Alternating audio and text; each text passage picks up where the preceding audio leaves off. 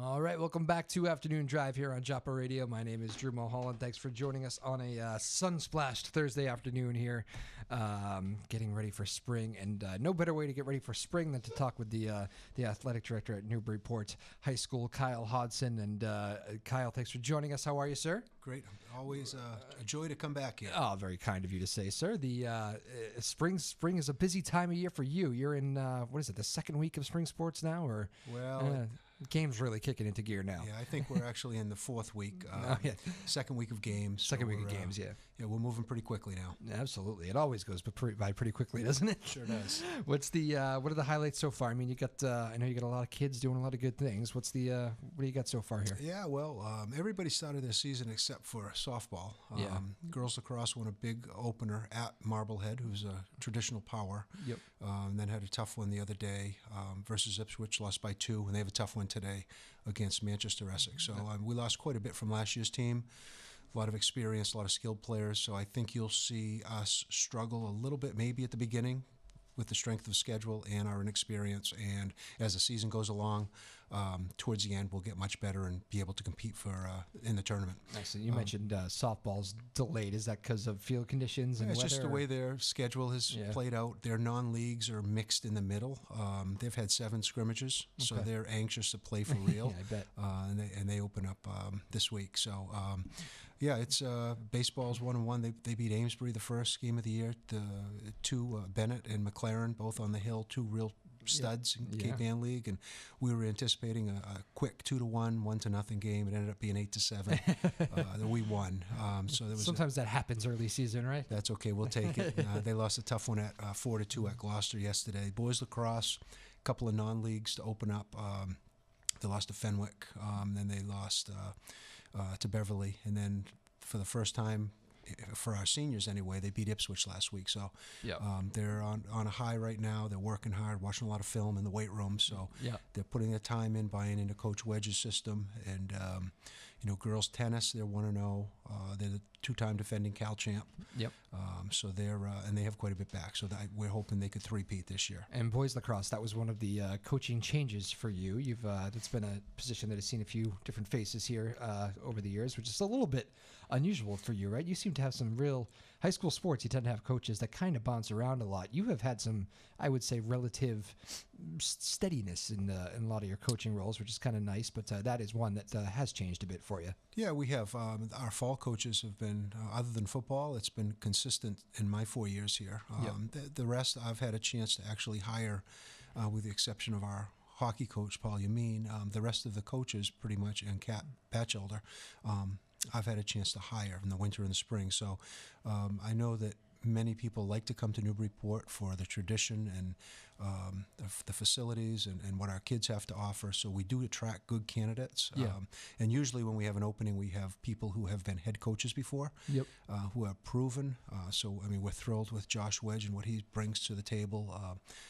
So far, it's great, and the kids are buying into his system, and things are looking up. That is true. Newburyport tends to be, I think we've talked about this before, but Newburyport tends to be, for a lot of these coaches, a end destination. You know, once you get that job, it's one you kind of want to keep for a while as a head coach, right? Yeah, that seems to be the way. They could comment on that. At least you hope so, more. right? Yeah. We're real lucky with the staff that we have. Good people. They care about the kids and knowledgeable and just advanced for high school. Yeah, excellent. What's the? You said you're going out to the lacrosse game this afternoon. Is that right? Girls lacrosse. They're going to start in about a half hour. Okay. Manchester Essex is. We saw them in preseason, and they're very good. We had 2 good games with them last year, and they have the majority of their team back. And of course, we lost some big guns from last year's team, but we have some kids who really have stepped in and played a key role early on. So, Manchester Essex, we had their head tennis coach on Tuesday. That's a pretty good tennis team they have over there. Huh? I saw that. Yeah, we have good battles with them as well. Yeah. He said Newburyport was one of the tougher Cape Ann League battles, but yes, Ken Rosen was on. The as far as the let's take one quick look back to the winter. You mentioned Casey McLaren there was pitching for the baseball team the other day. Must be pretty proud of the run that basketball team made, huh? That was a fun team to watch this year with Coach Dave Clay. Yeah, it was fun this year. We actually saw it building with Tom L'Italian a few years back and playing some young kids, and we saw a good nucleus, and then Dave Clay coming in last year and really found a nice rotation, and most of those kids coming back this year. And Dave has done a great job building leadership and promoting what he thinks is important in a program. And so it's a great combination of winning and community service and teaching them how to be young men, productive young men. From a standpoint, from what you see in the newspaper, 17-3, had some great runs. We had great crowds all year. They were an exciting team to watch. Yeah. I'm real proud of that team, as I am of our other winter teams. But that team was exciting from the first game to the end, and they did a lot off the court too that people didn't see. Yeah. So it makes it a little more special when they do well on the court. Yeah, there was a good group of guys there too. We had a lot of the kids in here too, and they were very. Most of the Newburyport kids are. It's funny. I remember being in high school. I don't think we were ever that polite. You have a good group of kids that come in here and are very just good with us. I don't, I'm not sure. You can really trust these kids in front of a microphone, which I think is good. Yeah, there's no doubt they're respectful. They're the same way in school, in the hallway. When you see them at an athletic event. I'm really proud of them, to be associated with them when I'm out in public or when we're with other Cape Ann League schools. I'm sure that other kids from other communities are the same. Yeah. But it's kind of like a parent with their kids. They think things are a little different, but I'm really proud of who our kids are and how they represent Newburyport. Absolutely. It is a different world too. I mean, I think back to when I was in high school. I'm 32 now, but even 15 years ago, it was just I feel like you can get in more trouble now. You got your Twitter, Facebook, everything is just so easily accessible for everyone. You're really not hiding anything. You're out there so much more. And I think for a high school kid, there's so many opportunities to dig yourself some trouble out there. Yeah, I'm not gonna. I don't want to jinx us. Okay. We've had a few minor issues. I'm but sure. For the most part, I think everything's been pretty good.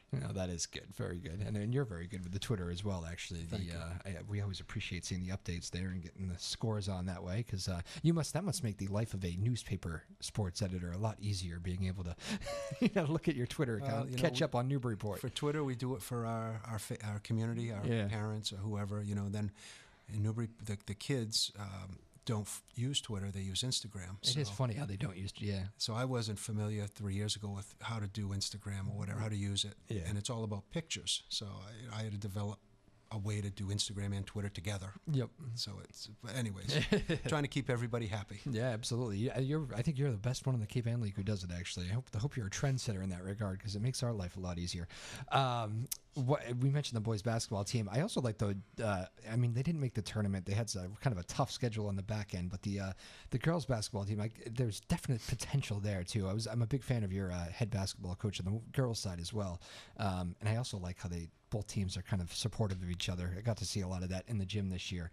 Talk about the girls team too in the future. Karen Gretschfield comes in with a storied background of winning state championships and having success, and she's, I guess, could be considered an old school type of coach, which is wonderful. You mean that in the best possible way. She's clear with her expectations and holds everybody accountable, and everything is businesslike. Yeah. And it's a nice approach. They did have some difficult non-league games, and they just missed out on the tournament, but they were. And then Masco and Pentucket, who they play 4 times, very good teams. Very good. Obviously, Pentucket with winning a state championship. So, and then North Reading was good, and then Linfield was better this year. So the Linfield game at the end really is the one that hurt us, not making the playoffs. But she came in basically in the summer, and it's going to take a full year for it to be her team. Yep. So I know she's looking for forward to the off season to see her kids play a little bit more, and they can now understand what she's looking for in her system.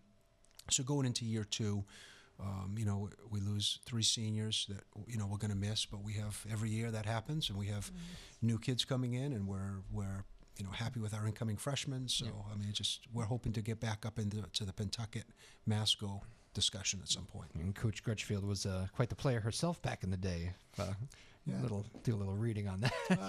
Holy Cross. She's it's a high level of basketball there. Sure is. So hopefully those programs, hockey season, I know got the tournament bid. And probably it was a tough Cape Ann League. You had a Masco juggernaut that had, Super 8 talk around them, but and then they actually got surprised by a Triton team late in the season. So you guys had some real strong teams in the Cape Ann League this year. There were several years even just 5 years ago, where it was you guys were kind of dominating the Cape Ann League. It was Newburyport and everybody else for a while. Everybody was chasing Newburyport.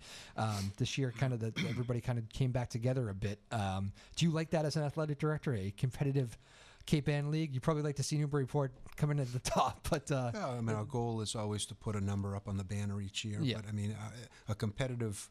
Well, if we're talking hockey, a competitive hockey game is much more fun to watch than a non-competitive hockey game, and it's easier to officiate, and it's cleaner and all that. So, Masco was as good as a team that I saw all year. Yeah. And I saw probably 30 games. Yep. So that was you're in the rink a lot. They were dominant, and then Triton, from the first time we played them and beat them 4-1 to the second time we played them, they were a completely different team, and they were much better, obviously, and. So we three pretty decent teams this year in the Cape Ann League, and for us to get into playoffs, the most impressed I was of our team was our final game of the year against St. John Shrewsbury tournament. Yeah, and we started that game. It was a 1:00 game on a Friday because it was the losers bracket. Yep. Both teams needed to win to get in the playoffs, and when that puck dropped, it reminded me of my first year here, when every time there was a pass made, somebody was getting hit. Yeah, and it was physical, and it was fast, and it was you had to pay attention. It was a good game, and of course we went 4-2. They had an empty netter with a couple seconds left, but it was a great way to end the season and go into the playoffs. And then the playoff game was a 4-1 game, but if you were there, we kind of didn't dominate, but we controlled play. Yeah. And then they got a couple of goals, and it was unfortunate. Good goaltending on the other end. Yes. And, that can happen in playoff hockey, right? It's funny that just thinking of the high school hockey team. This was just before you, I think, but the Frozen Four has UMass and Providence actually as New England teams in there, and a Providence player is a guy that played some hockey for you guys as a freshman at Newburyport. Ended up going on to private school, and of course I think he's already signed an NHL deal somewhere, so he's quite the player. But that name Benny Mirages, you missed him, right? That was afterwards. Before me, yes. Okay, yeah. So what's it? It must be kind of cool as even just to live here and see the name Newburyport come under a guy that's playing in the Frozen Four, isn't it? Yeah, it's good. It'd be nice if it said Newburyport High School. Yes. But well, you got a year. Yeah, I was calling games for you guys then. He was. It was him and the rest. He was hockey's different. Like we have Hunter McCoy now. He's a great athlete, great hockey player. I've never seen him play because he hasn't played for us. But in hockey, that's what you have to do. And so he's playing for our lacrosse team now. But he's going to be playing at that level. Yeah. But unfortunately, he was never. It's just the way hockey goes. Yeah, it is strange. Like a kid like Mirages, I always say, I mean, you don't, in this day and age, you just don't have to go private. I've always said that so many of these public schools, they can just keep the kids. You're going to get noticed. It's talent is talent. And I think that's kind of a rough trend that has been going, where people feel the need to go, if I'm an elite player, let's get to where the scouts are. But the scouts will come to you, I have always found, if you have the talent. But I don't know if you want to get into that, but feel free. I would never tell someone how to parent their child. Yeah. And obviously he made a good decision. He's doing fantastic at Providence. But I know Coach Amin is doing really good things in the weight room and on the ice, and for exposure for his kids, the style he plays. Yeah. That's the trend. My nephew plays at Exeter High School. They just won the state championship. He's transferring to Phillips Exeter. Is he? And they feel that's what's best for him. Yeah. And so, I'm not. Are you the public school voice in that family? Well, you sure? Well, his mother's a high school coach too. Oh, wow. But anyways, it's a pretty good opportunity to go to a great school for him. But but everybody has their own reason, and so because of that, I have my own reasons for my kids, and and stay in your lane.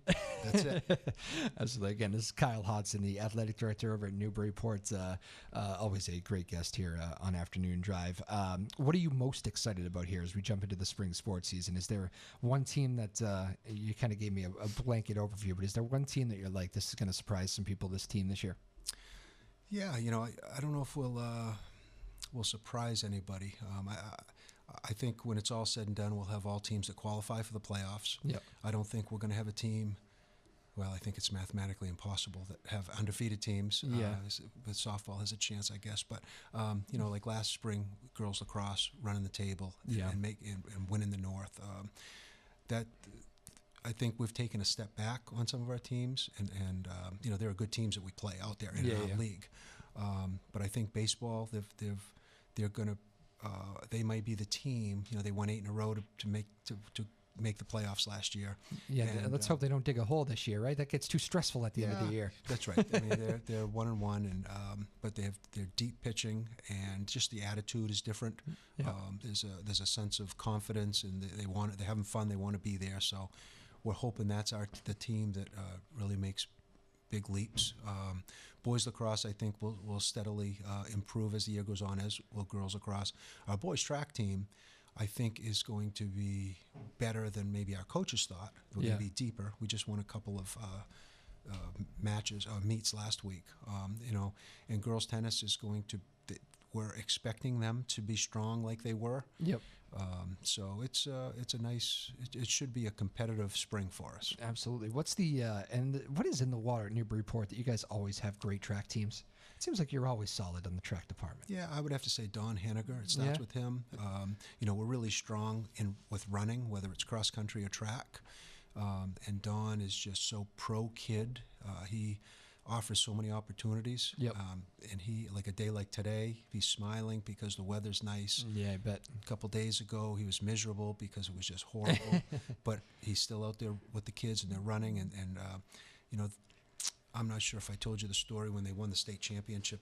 I think I might have. When they won the state championship this fall, on a Sunday, it was delayed, so they had to play run on a Sunday. And Monday morning, like less than 12 hours after they got back, 2 of the runners were out running the streets on their own. Wow. Because they had another meet, not as a team, but as an individual. Wow. And they know the discipline. Because Don has taught them so much, and they understand what it takes. And so there's no wavering. Yeah. But he, in the summer, he offers free races every Wednesday night at Maudsley for any age group. And it's like a fun run, but it promotes running, and it promotes I don't think you ever told me that. And my 7-year-old kids, they're going to take part in that this year. Oh, wow. They come up and they run, and I don't know how long it is, but yeah. When we start talking cross country or track or whatever Don's involved with, there are so many people that have so many great things to say about him as a person. Yeah. His teams are very good. The kids love him. The parents appreciate him. His numbers are ridiculous. 130 kids for cross country. We have 3 buses going to a cross country meet, and so that says something about the coach. Out of those 130 kids, I feel like we've had like 115 of them on the show here. They tend to come in groups, the track kids. Another great example of kids just being really good on the radio for you guys. But one of my favorite moments was Sam Aquaviva, who I know is one of your star runners over there. And I remember asking a group of them, what is your favorite moment after winning a track meet? And they all had the same answer, but Sam just took the mic and goes, there is no doubt it is seeing Coach's face after it's over, and just the smile. There's they work for that smile and pleasing the coach, and which I thought was pretty cool. Yeah. And Mike McCormick is actually our head coach for track. So Don is an assistant, but Don's the head cross country. So Mike oversees the whole program. So he's working hard. And like I said, running is our strength, but we do have kids who excel in other areas as well. There's one common theme with all your coaches, and like you said, you've hired most of them here, except for Coach Yamin, who of course has had success like crazy over the last decade plus, well over a decade. When I have seen one theme. You mentioned you have the old school basketball coach and Coach Crutchfield. Coach Clay's kind of a new coach, a little bit on the younger side, but those guys really played for him hard. And it does seem like there's one theme, though, through really all the coaches that I've met on your side. And it does seem like players enjoy playing for the coaches that you have hired, which I think at the high school level is very important. I think we've all had that coach in our lifetime that just does make it tough to go to practice some days. Things aren't going well, and the coach isn't really helping. I don't really see too many stories like that at Newburyport, which must be happy for you, right? It must make you pleased. Yeah, well, our coaches care about the kids. Yeah. So I think that comes across in their teaching and coaching every day and their interaction with the kids. Yeah. And some might enjoy it more than others, but they all have a lot of good things to offer. And I look at it as what I want my son or daughter to play for this person. Yep. And is that part of your hiring? Is that like the last question you ask yourself? I ask myself that, yes. Yeah. And, I see the coaches differently than many other people because I meet with them almost on a daily basis during the season. So we have conversations about many things that are going on, and they share their insight with me and their thought process and why they might be doing something and why they may do something. And I'm sure there's some tough conversations there, right? There are, and coaching is not easy. No. I mean, if what happens on the field or on the court affects family life because they take things home, they don't just leave and then wait and think about it the next day. I get 7 days a week. I get texts, I get phone calls, but mainly texts. Doesn't matter what day it is. Yeah. And because they're always working, at least the coaches in season. Yeah. There's no stopping. And our coaches who have fields like baseball and softball, they're working on their fields too. Yeah. So there's just so much effort that goes into it that people don't understand. Last time I was talking to you, you were out there painting foul poles, weren't you? Foul poles today. There were lines on the turf. Oh, on the field. jeez. But I mean, the spring season's such a quick season. It's over in 6.5 weeks. So, do you? How do you balance that? I have always thought, even though you'll never really admit it, that this has got to be one of the toughest parts of being an athletic director. Dealing with that balance of having to have a sit down with a coach, like you just mentioned, about whatever, but also trying to balance the inevitable parent complaints, which I'm sure you get on your plate no matter what season it is, no matter how good the season's going, no matter what the record. You can be undefeated, but somebody is probably going to have a problem because their kid might not be getting enough playing time or something. Yeah, parents have concerns, and sometimes their concerns are valid. Yeah. So I wouldn't say that just because a parent has an opinion that they're wrong. But, we trust our coaches to do the right thing. Yeah. And, playing time strategy, other players, that's non-discussable. Yeah. Maybe a way that their son or daughter could improve could be discussed. Honestly, I don't hear from parents much. It's not that bad, no? No. They respect the process, I guess. Yeah. Doesn't mean people are happy. I've seen situations where I've been involved with undefeated teams, and people still had reason to be unhappy about something. So but that's just part of it. I mean, if everybody's happy, I don't know.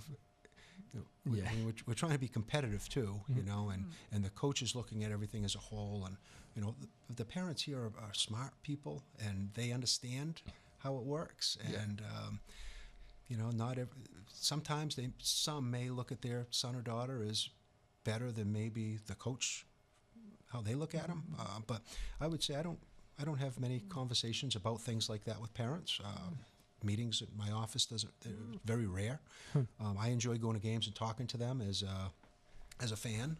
I think that helps a lot too. I think the fact that you are out there so much, I think it doesn't feel like people need to be knocking down your door, Yeah, and when I go back to the game today, it's not open season where they can just tell me anything they want.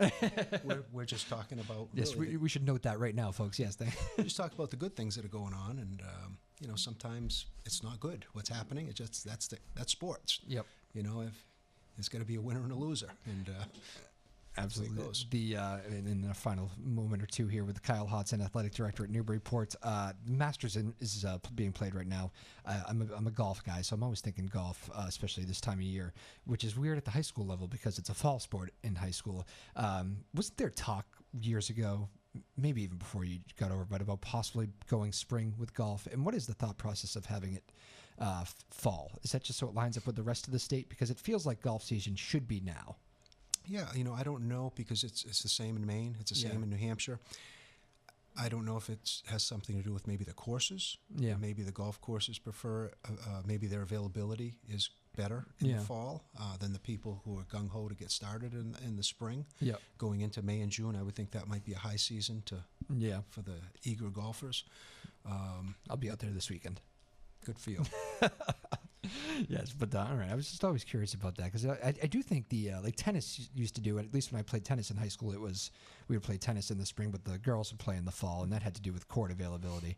But the golf thing, it always just felt like more of a spring thing. But I guess you're probably right. There are real reasons. I would also say that baseball and softball would be great fall sports. Yeah, that's true. Then right now it's miserable Yeah. out there most days. It will start to get nicer now as the weather gets warmer, but in the fall it's beautiful for baseball and softball. But I mean, it wasn't a disaster winter, but how that is like the worst, isn't it? When you're stuck in a gym, I don't even know what you guys do. Do you use the softballs there that they baseball, the only team that was indoors for us, because we have the turf, was our softball team, and their field was not dry. Baseball has tunnels underneath the stadium.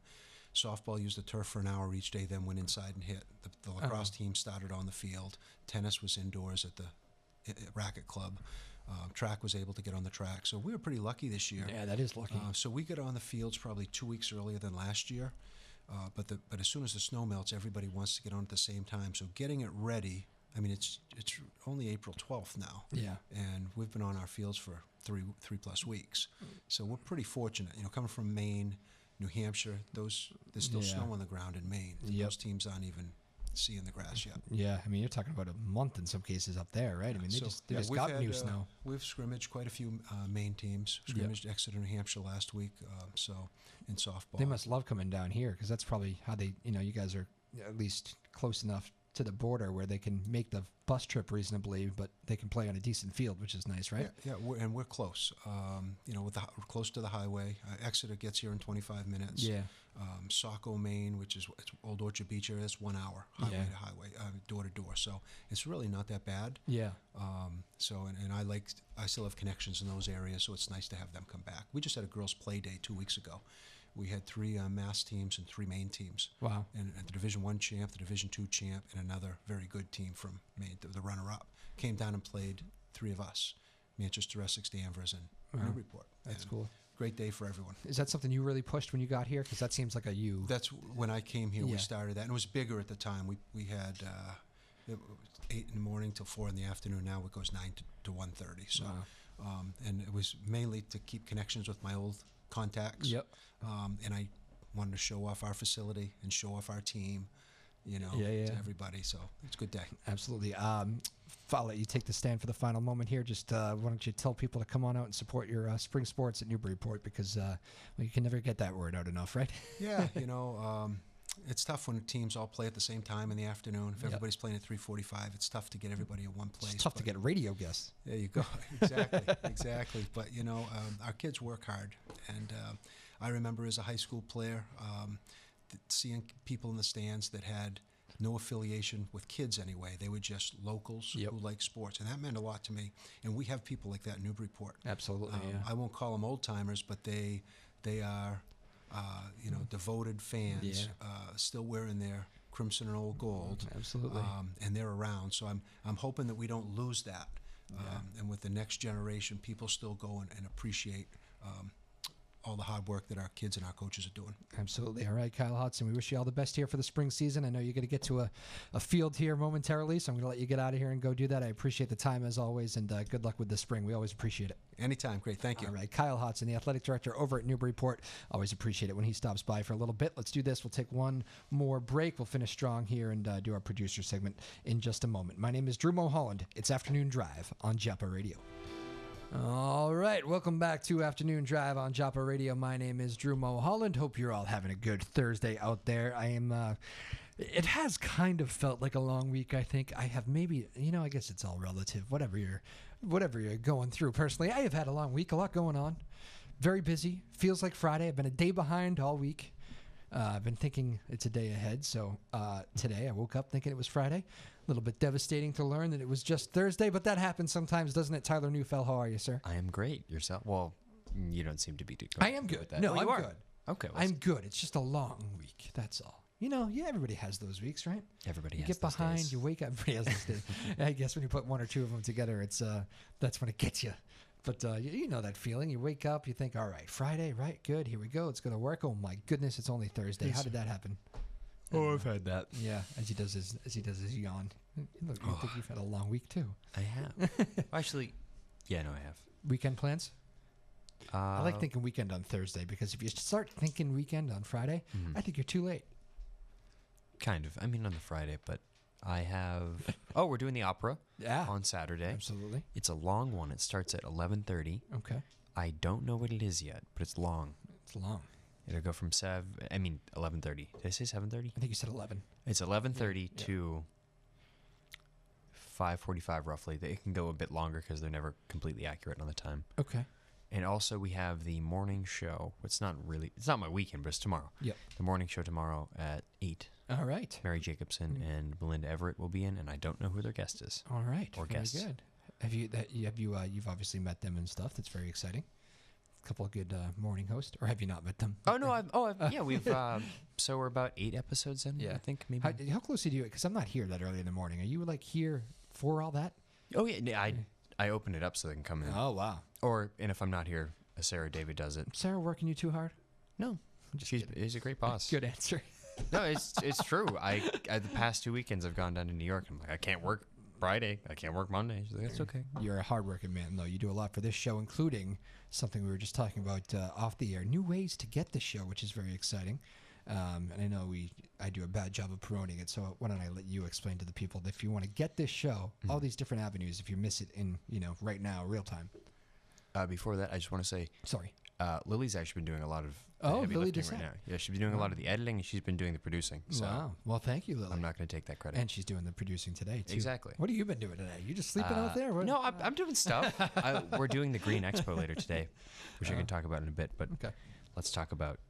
Go ahead, you take it. So what do you got? You got the SoundCloud, which I think is new to a lot of people. So SoundCloud, for people that don't know, it's both a music streaming platform and an audio streaming platform, which I guess is both. But it's not just music, so you can listen to podcasts as well, and that's what we've been using it for. So every time we record a show, such as this, we put the audio up from the show on the SoundCloud in a playlist, and so the playlist functions as the same way maybe like an episode list would for like a season of TV. So it's all nice and organized. It's all nice and organized because it started from the ground up. There was one thing on it when I started. Yep. So it was easy to add to it. So everything's organized up there. It's been my organizational skills. So if there's anything wrong with it, that's my fault. So how do people find the SoundCloud? That is the question. There, the natural follow-up. 2 ways to find the SoundCloud. So you can either go to soundcloud.com. Yep.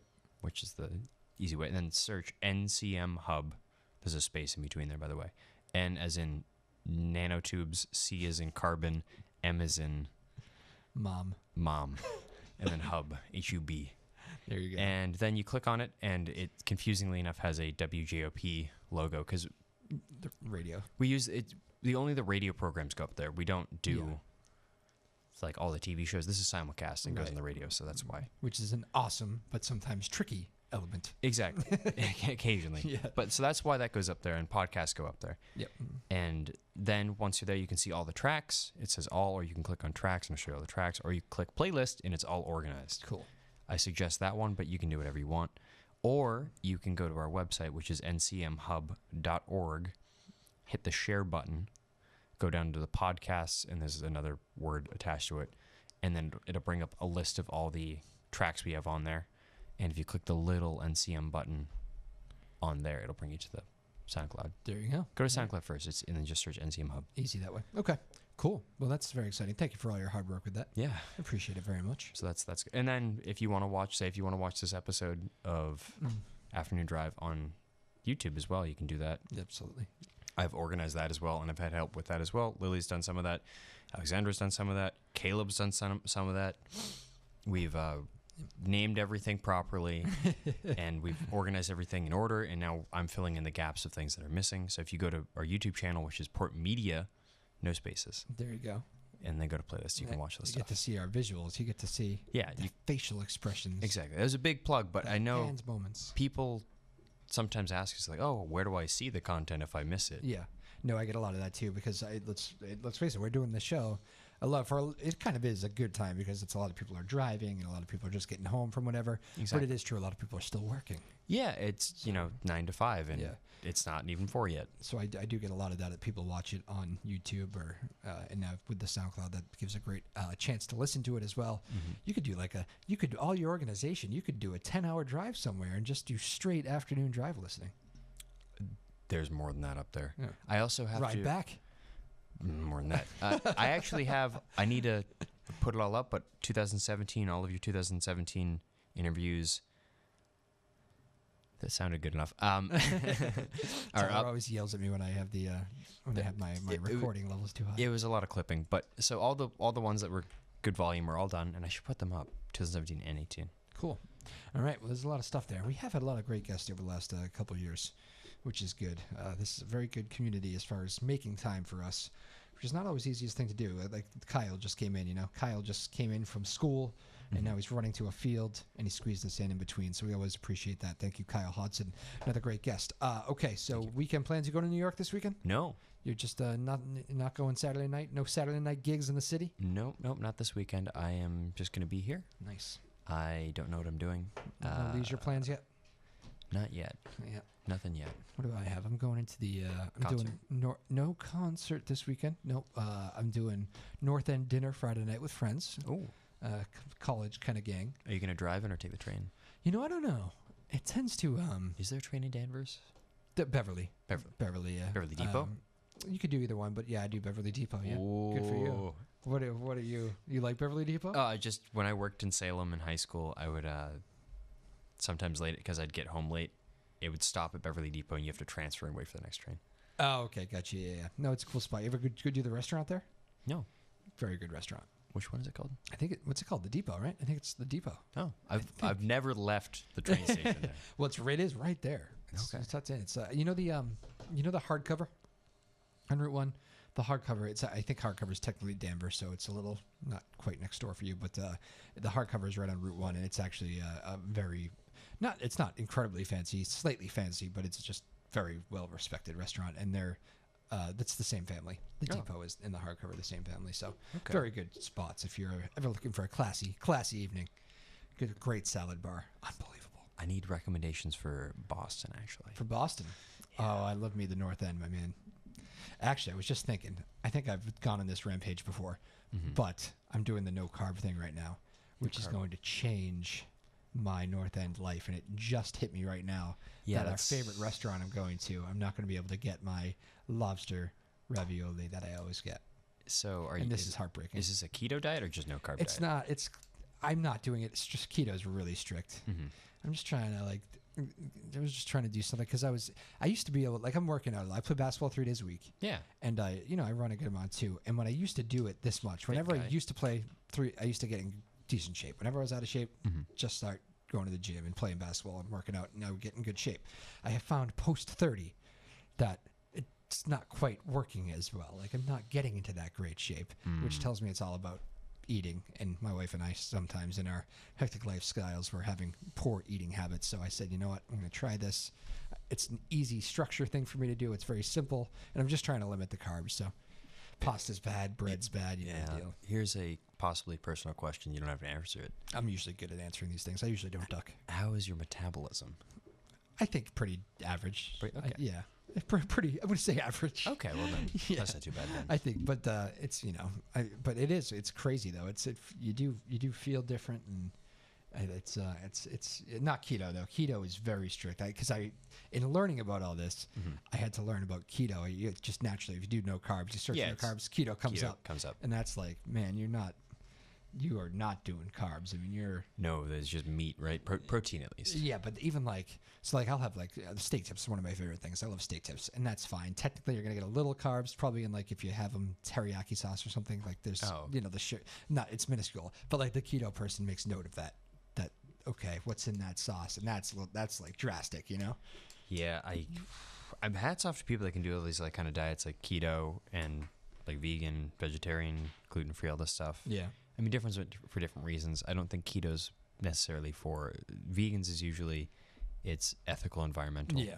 Where I don't think keto is ethical. Environmental. I don't think that's the reason. It's not. It is a lot of. It does take that kind of discipline, though. The same discipline. It does. Yeah, and it's good though because I have actually learned a lot about just food too and what we eat just by. Oh yeah. Because I kind of go back. You go back to what you were doing. And you look at what was, and one of my big things, mint Milanos were a crutch for me. You know what? I'm going to blame my late grandmother on this one, who I loved dearly. But she did her daytime talk shows, her stories, as they called them, in the afternoon, Days of Our Lives and all that stuff. And she would always have milk and Milanos. And they were always around. Is this what inspired you to get into radio? Daytime stories. Yeah.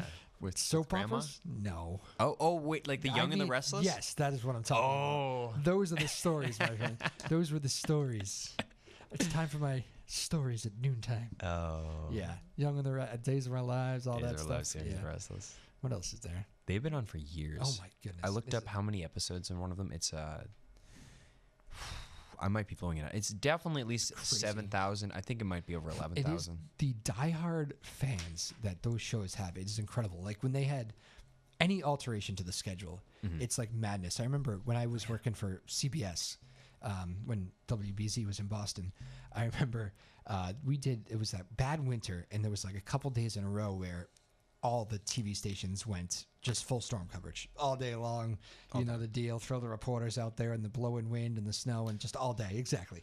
And I remember I remember walking by the front desk because I was taking an Uber to the hotel because they were putting us up in a hotel, not having us drive home during the storms. And I remember standing there waiting for the Uber at the front desk, and this poor intern was I don't even think they got paid. I think it was like an internship, was taking these phone calls of just people that were so angry that I don't know what it was, whether it was Young and the Restless or Days of Our Lives. Some soap opera or something. They were just going call after call. Where is it? They're going to move it to the other station. Not going to be on today. It's going to be on the other station tomorrow. And it did not stop. And I couldn't believe it. I said, "Oh my goodness, people love their soap operas." They do. I feel like that's a very small but diehard fan base. I remember. I'm not sure how small. Well, I don't know. The thing is, I've never known someone that's watched soap operas. It's a little bit out of our demographic. Exactly. I've met people though, but I don't know. So there was a bodega that I'd go to a lot when I was in New York. A bodega. A bodega. You could get the bodega cat that looked like my cat, but it was a lot friendlier than my cat. I do love my cat, but he's not very friendly. Okay. Anyways, so they got the cat, they got the food, they got the empanadas. Yep. And when I'm buying whatever I'm buying, you pay the guy. He's like, "Oh, that's $4. Give him $4." He never looks down at the whatever you're buying. He's eyes directly up at this tiny TV on the wall, watching a Spanish soap opera. I was like, this guy loves his soap operas. I guess becomes a part of your life, right? Yeah, like anything it's all else. consuming. Man, crazy, but. I don't know. That's always my story. But how did I get there? Oh yeah, Mint Milanos. Mint Milanos to soap operas. So yeah, I'm looking at those and like they're to bounce back to the diet thing. Like if you have like 2 of those, that's what the serving size is on a Mint Milano. Really? As far as carbs go, it's like oh boy, 2 is like 16. How much is the whole package? How many? Well, if you do, I mean, I don't know. Milanos have like levels, so it's like 5 on each one. Yeah. So you do. I think it's like 3 levels, right? It's like 53, I think. Yeah. What am I saying? I know it's 3. I think they give you I think there's like 16 in each package. Yeah, I don't know. I'm the kind of guy that if I get a package, that's a serving. Yeah. Yes, exactly, and that is the problem. I mean, I have done it before, and I know it's a very common thing where you can just watch and you're into something. Those things are addicting. I'll finish it on the way home sometimes. I'll walk down to the convenience store, grab a package of maybe chips, maybe Milanos. I'll get back and chips tend to be bad too. I brought Doritos today. You know what is surprisingly bad?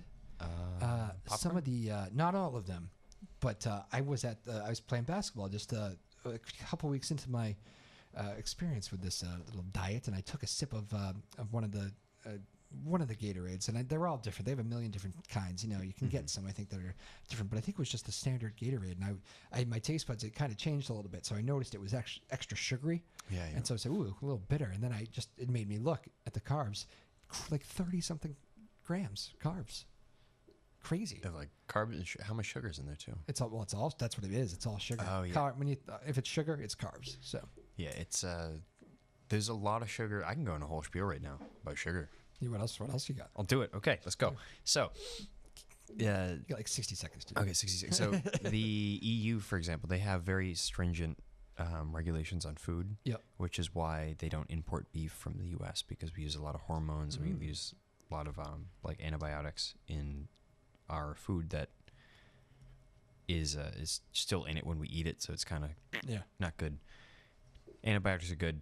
You know what I mean? Yeah. Anyways, so a lot of like organic stuff for them is what they already eat. They're eating clean, unaltered food. I mean, they have their sugary stuff too, but the standard stuff they have just cleaner food to start with. So when they're eating bad, it's still less bad. Yes. So they're insane. They go eat McDonald's and they get like 3 hamburgers and they're still fine because even the McDonald's there is high quality. Yeah. So it's weird, isn't it? It's criminal. I mean, I always think about that too. How the different countries vary, and I think we're probably, I don't know. I don't want to get into the whole food thing, and like, you always offend somebody when it's exactly. Yeah, you do. But all right, very good. Yeah, that's my Friday night. I'm going to the North End.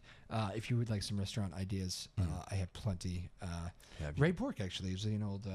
I think I told you that before. Ray Bork, who lives around here, was my old Little League coach in Danvers back in the day. The hockey star. You know Ray, right? I know you're young. Oh, man. Hockey Hall of Famer, Ray Bork. I'm not a sports guy. Come on. Look at me. This is a big name, my friend. You're going to give a Google search. I know like David Ortiz. This guy was David like Bobby Orr. This guy was David Ortiz. Okay. And when it comes to best defenseman on the Bruins, he's Bobby Orr is obviously one of the best, probably he is the best defenseman of all time, but Ray Bork is not far behind him in Bruins lore. But Ray is a good local guy, and he always did a lot for the community, and he was my old Little League coach, and I bumped into him the other day having lunch, which was kind of cool. I remember. You were mentioning a story about this guy. Actually, that Did I? Off the air? Yeah, I think. Either off the air or was on the air the other time. Yeah, it all mixes together, right? But it was cool to bump into Ray. Bruins tonight, by the way. But yes, Ray has a restaurant in the North End called Tresca. I was going to guess Ray's. It's not Ray's now, which is delicious. One of my favorites. What's my favorite that we usually go to? Loisteria. It's like L''Steria. Urea. Yeah, okay. Which is that's where the lobster mac is that I like that I can't have, and I don't know what I'm going to do. Is this a permanent diet change or temporary? I don't think so. But I think I will definitely eat better for the rest of my life now that I've educated myself. So that's good. You'll indulge once in a while, though. Yes, I already have cheat days. My wife will not let me have. My wife is surprisingly unsupportive on the diet front. Not intentionally, but she's not really doing it. Mm-hmm. It's tough when you're doing it by yourself and you're married. Like, I can't. She sent me to go grab a pizza the other night, and I said, you sent the guy trying to do the no carbs to get a pizza. She goes, I know, it was very mean of me. I'm sorry, but I needed pizza. And I said, fair enough. Okay. Just kidding. Sarah. Is she listening? Does she know the time yet? I think she's working. Okay. She's driving home from work. I don't know. I love that she calls you like every other time. Yeah. Hasn't called today. It's great. She's probably out with the dogs. Have a good weekend, my friend. You too. It's good. It's going to be nice. Mm-hmm. Enjoy the weather. Go do what you're going to do. Piano on a bench somewhere. I mean, guitar on a bench somewhere. Piano on a bench somewhere. Bring a piano on a bench. You'll see me with a baby grand down the boardwalk. Excellent. Thank you, Sir Tyler Neufeld, in our producer segment. Big thanks to today's producer, Lily Dissette on the radio side and David Kramer on the TV side. Big thanks to Kyle Hodsdon, Newburyport's AD. Another great guest today. Always fun to have Kyle on. And we will see you all next week, folks. Have a great weekend. My name is Drew Moholland. This has been Afternoon Drive on Joppa Radio.